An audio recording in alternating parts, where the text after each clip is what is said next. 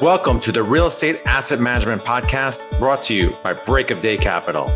The show focuses on educating syndicators and apartment owners on how to build systems and manage their properties more efficiently to become a best-in-class operator.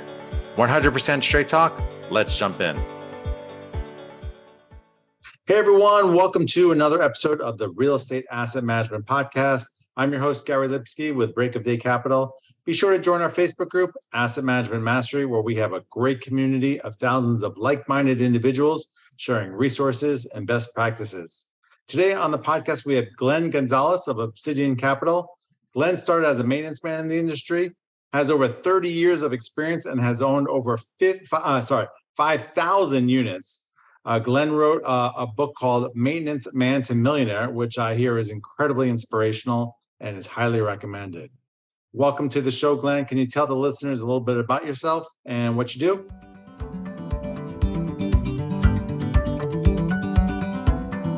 Choosing the right insurance coverage for multifamily properties isn't that complicated if you know who to talk to. At the Gonzales Group, we're uniquely qualified to help you navigate the range of policy choices you have, and we're committed to saving you 30% in the process. We do intensive market research and have nationwide relationships, so we can find coverage other insurance brokers simply can't. We should talk. Go to quotenow.biz and we'll start the conversation. You bet. Thanks, Gary. I'm excited to be here with you. I appreciate you setting this up and letting me come on your show. So, yeah, I've been in, like you mentioned my introduction, been in the business a long time.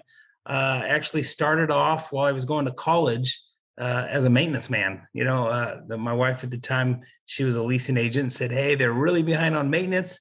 Can you come down here and, pick up some trash and paint some apartments and fix the stove? And I'm like, sure, I'll do that. So I did that. And funny story, it's like really the whole time I was cold and I was dirty all the time. And, from my perspective, the cool job was sitting in the office talking on the phone like the manager and the leasing agent were doing. I'm like, I want that job. So I finally pulled the regional manager aside and said, hey, I want to be a manager someday. And they're like, aren't you the maintenance guy? I'm like, yeah. They're like, well, we'll keep that in mind. I said, okay, that sounds great. But sure enough, they called me not too much longer. They had a small 60-unit apartment complex. They really couldn't afford a full-time manager on it or really a full-time maintenance. But they said, here's your opportunity. You could do both. You could be the maintenance guy and the manager. And there's a bunch of funny stories that came out of that experience when people moved in and maybe things weren't made ready properly for the move-in, and they wanted to complain to the manager about how bad the make-ready was. So if you want to read those stories, they are in my book. You can go read them, and it's kind of funny. But yeah, that's what got my foot into the management side. And then I was a property manager, a regional manager, director of operations, and then eventually grew to where I owned my own property management company. But along the way, I worked for Equity Residential, big REIT. I worked for Pacific Property Company out of Palo Alto, California. They've renamed themselves now, but I was an asset manager on the ownership side. So I was actually, looking at value add deals as an employee of this company. And I was actually hiring management companies at that time, which was interesting because I used to be a property manager. So I kind of learned both sides. And it was exciting times. But really the whole time, once again, I wanted to be that guy over there. So, the owners would come visit the properties that I would manage. And, I held them up on a pedestal. It's like, oh, they're the owners. I want to be like them someday. That's where the big money was. So sure enough, not too long ago, started buying my own apartment complexes and grew the portfolio. Had a couple of great opportunities to buy.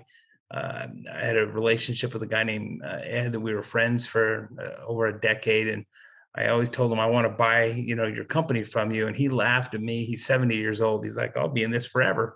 I'm like, okay, well, forever's, could come to an end, but when he turned 80, he called me and he's like, all right, I think I'm ready to sell. I'm like, well, let's talk. And we ended up buying not only his management company, but we bought 8 of his apartment complexes that he owned and closed on all 8 of those. And really that's what kind of put us on the map and got us a track record. And we were syndicating and using some private equity. We were using crowdfunding and then our own kind of investor pool, which at that time was kind of small. So that's kind of how I evolved in a nutshell Gary, hopefully I didn't take too much time on the introduction, but that's kind of where I came from.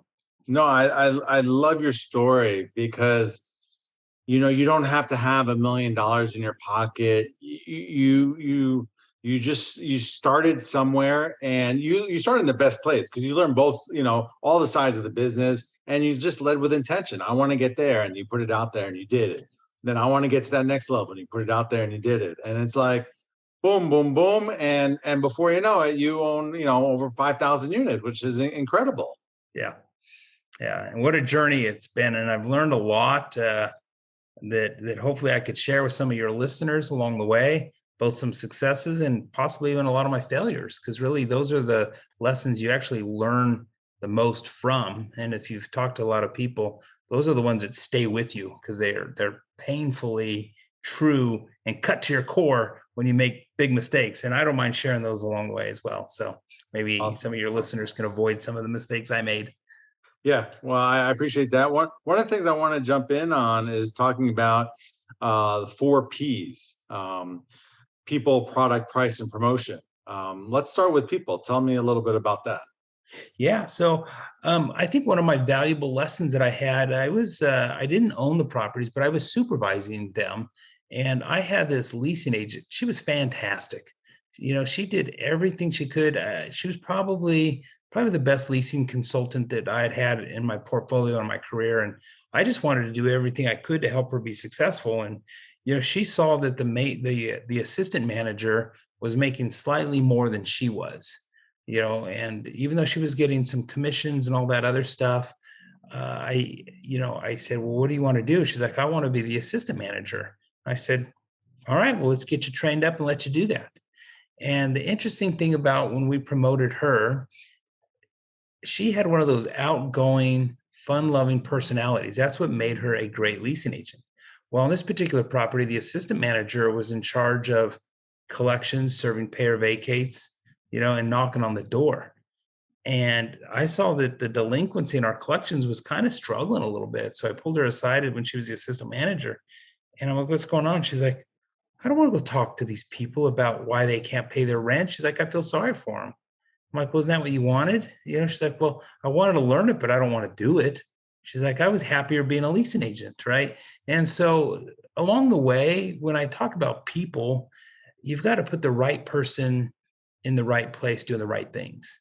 So I looked back, and financially, we were performing as a property much better when she was the leasing consultant. And then I had some lady that had no personality that wanted to just collect, and she was a hound dog. So we put the right people in place, and all of a sudden did great, right? Did great. And I remember when I was early on in my career, I was having some success at my properties, and my boss asked me to go and maybe look at one of my peers, one of my equals, because her property wasn't performing very well. And as I dove into it, I found out that the manager had promoted her best friend to be leasing an assistant. And even though that person wasn't performing very well, the best friend could not terminate her best friend. So I pulled my peer aside and I said, I'll tell you what, man, they've got a lot of eyes on this property right now. And it was a 300 unit apartment complex.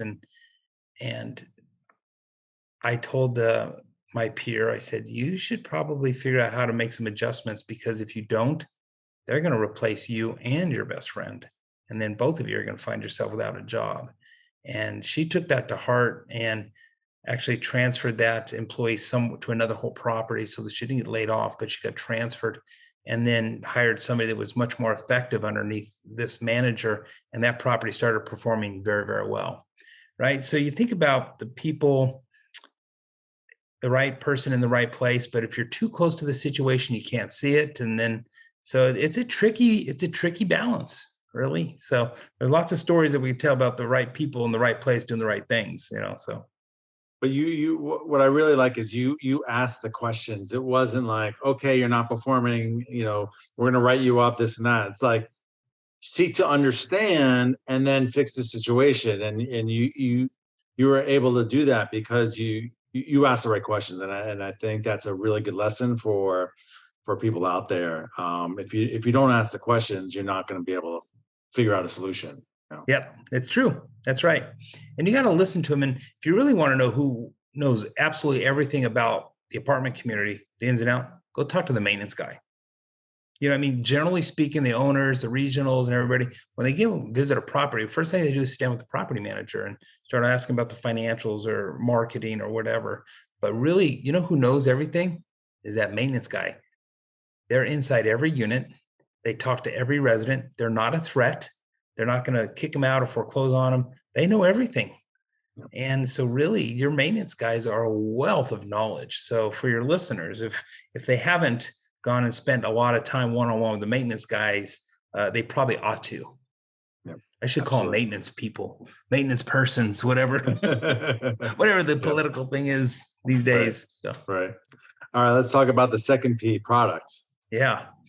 Product. Well, we all know that there's actually price and product are directly tied to each other, right? And we'll talk about pricing on the apartment communities, the units versus maybe the price of the apartment community as a whole. But the product, it's just like anything. I'll tell you one story. I was a regional manager, and I had my boss and my boss's boss. I worked for Equity Residential. So it was a big REIT, right? So all the bigwigs were coming to visit my property, and financially they were performing pretty well, but we got to touring the property and the product and the curb appeal, and some of the units were not made ready very well, and some of the breezeways were really dirty. Well, as a result of all that, I got written up by my boss. I'm like, why are you writing me up? I don't work there. I'm not the boots on the ground. Shouldn't be writing up the maintenance supervisor? And they're like, you know what, Glenn, you're missing the whole point. And I'm like, well, what's your point? And they're like, you set the standard for these products. If they're not made ready properly, or the curb appeal doesn't really show that well, you should have maybe written up the manager or the maintenance guy or whatever months ago. And here we are. Look at normal operations. Where's your standards? So they wrote me up for having low standards. So, it all rolls downhill, right? So then I wrote up the manager and she wrote the maintenance guy, and we all got the same message, which was, it's got to look good, right? Some people realize that we could just put a price tag, going back to price, on an apartment community, call it $1,000. But if your neighbors across the street look better than yours, then they're going to get the rents before you do. It gets tricky, Gary, when we start talking a little bit about how much we should improve the product versus how much can we charge. And that is a very, very analysis-driven, gut reaction, and all-in conversation. You can have a whole podcast just on how to price something properly versus the product, because you can over-improve. We looked at some property today, and this product rents for, I think $800-900 a month, but they put granite countertops in there, and I'm like, wow, that's an expensive countertop relative to that, it's that price point. So in my opinion, that particular owner was over improving in some areas, and some might argue, well, that's because they last longer, they last forever, which is true, right? So there's always opinions on this pricing and the product and what it's supposed to look like and stuff. So I would suggest that for your listeners, talk to people that have renovated a lot of units or improved them or built them, and really dial in on what is your actual return on your investment. And we do that with every line item pretty much. How much will people pay for, black appliances versus stainless steel? And if there's no difference and nobody's going to pay the difference because they don't care in that particular product, then don't pay the extra for stainless steel. Just get black appliances or that faux and what do they call it?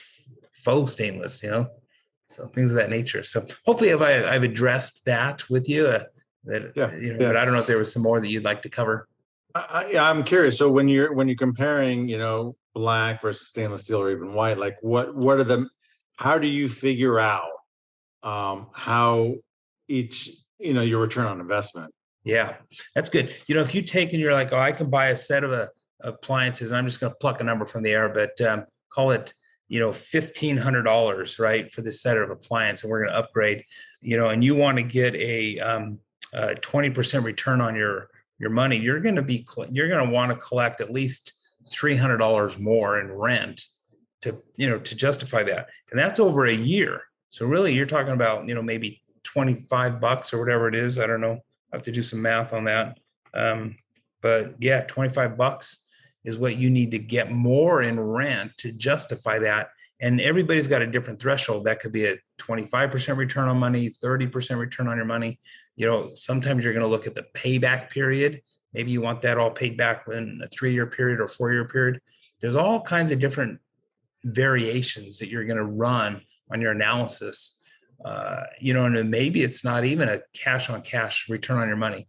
Maybe it's all driven by cap rate and you're going to increase the value, right? So I know right now we're buying washer and dryers to a property that they have connections, but they don't have any washer dryers in them when we bought them. So we talked to the manager and said, hey, if we buy a set of washer and dryers, how much could you rent them for?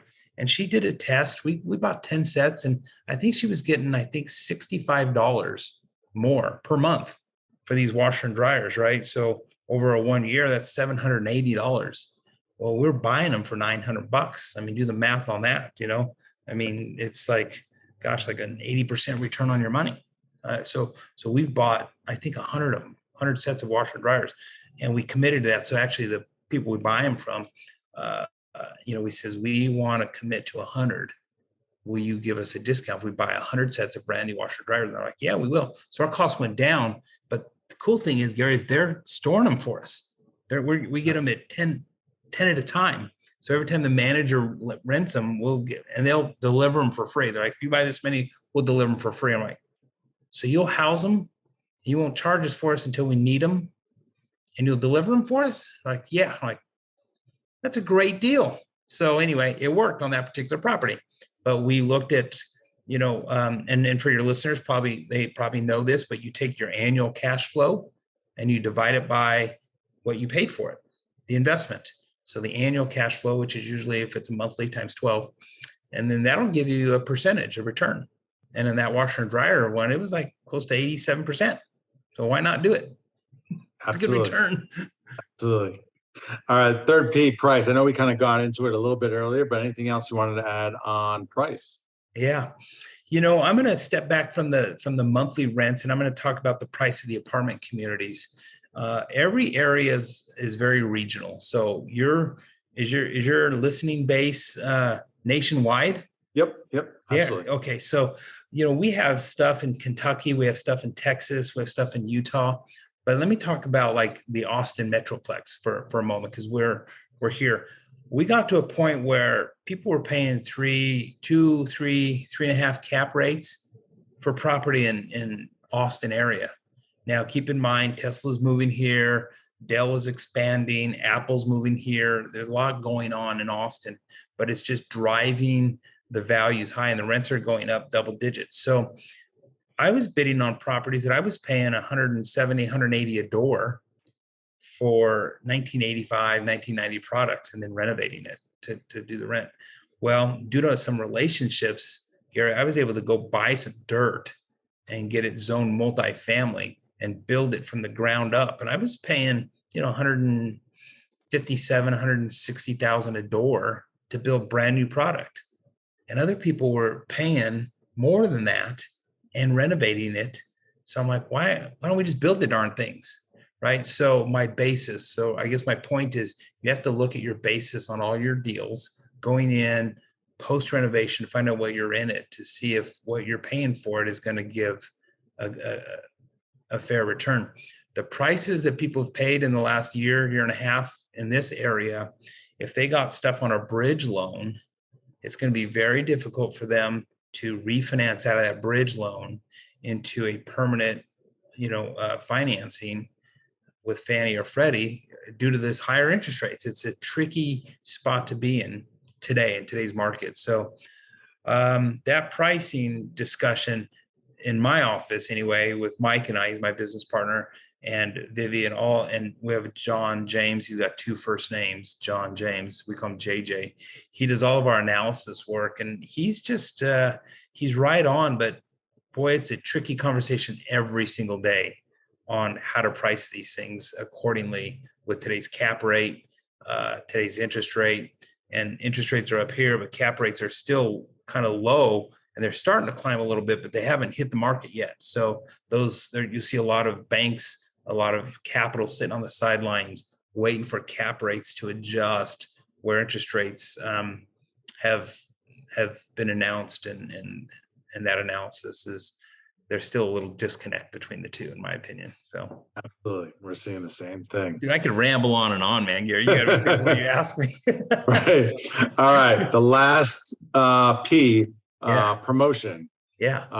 Tell me a little bit about that. So, I mean, in today's world, okay, let me just back up. We just finished building one of those ground up deals here in Austin area. And so we're looking at how do we get the word out there?